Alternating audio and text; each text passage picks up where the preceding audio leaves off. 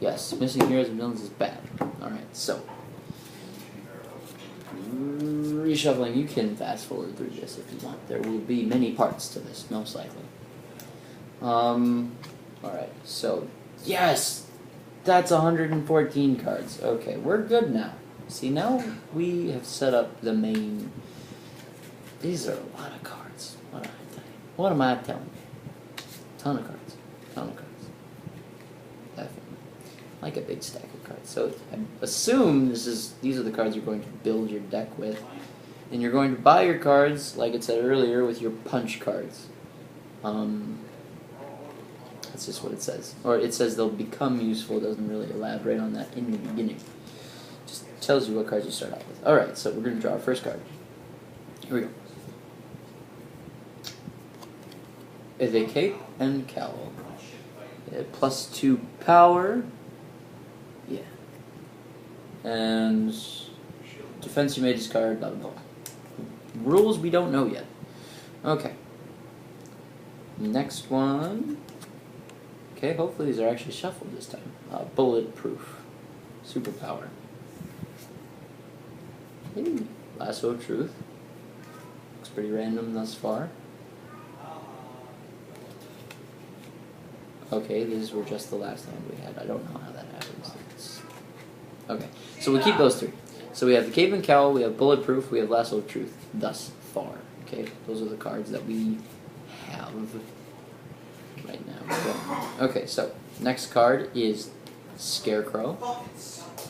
Alright, and next card is Jean Jean. So we have one hero, one villain, 2 pieces of equipment, and superpower.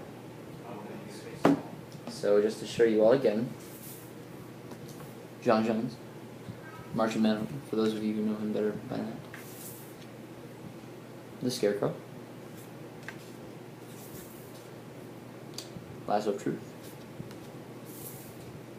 Bulletproof. Cape and Cowl. Now, there are 3 decks to the side, which are Weakness, Supervillains, and Kick. Pretty basic thus far. And there's your starting deck, which is 7 punches, 4 vulnerabilities, or is it 3? 3 vulnerabilities. And you have your basic superhero that you start with. It's a much bigger card. Just to show you the size difference. So, I assume you just place this in front of you like I'm the Flash right now. That's pretty cool. Alright, so this is good.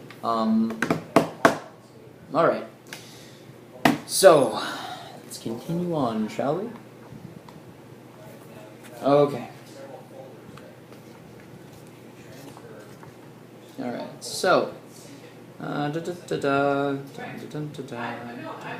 so we're done with step 4. Next step, I think those are all the steps, because it goes into gameplay now. So those are all the setup steps. Guys, we passed setup. It's amazing.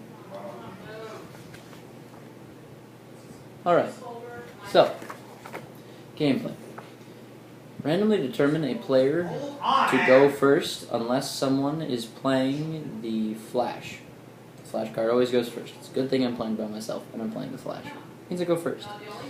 Okay, he's pretty fast, it says in parentheses.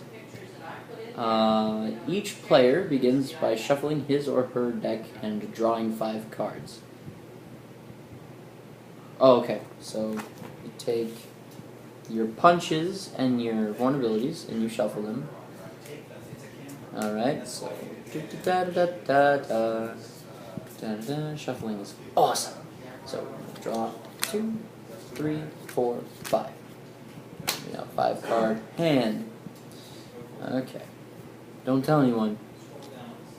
But this is my hand. Okay. Don't tell. Alright, so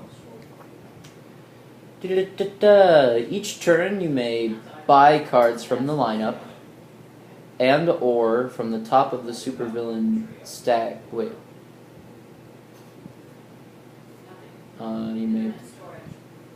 Each turn you may buy cards from the lineup, kick cards, and the top of the supervillain stack to improve your deck. Get the top of the supervillain stack. I can only assume this is to be played on your opponent. That would make sense. Deck building games aren't usually like that, but it's interesting. Let's see. Cards you buy or gain are always immediately placed into your discard pile unless you are instructed otherwise. Discard piles are always face up. Soon they'll be shuffled into your deck, and you'll be drawing these newer, more powerful cards into your hand so you can play them. Buying powerful cards builds up effectiveness of your deck. That's why it's called a deck building game. Thank you. Slightly sarcastic rulebook, I assume. You can buy any number of available cards with the combined cost less than or equal to the amount of power you have for the turn. For example, your punch cards give you +1 power. Okay, so you use power to buy cards. So you get +1 power. If you draw 4 of them,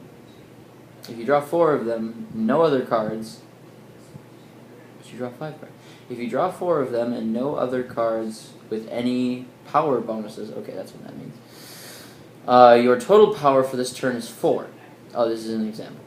Okay. If you buy a single card with the cost of 2, 3, or 4, or even 2 cards for the cost of 2, assuming the options are available, kick cards are usually available if the card lineup is too expensive. So kick cards, I don't know how much they're worth. It looks like 3.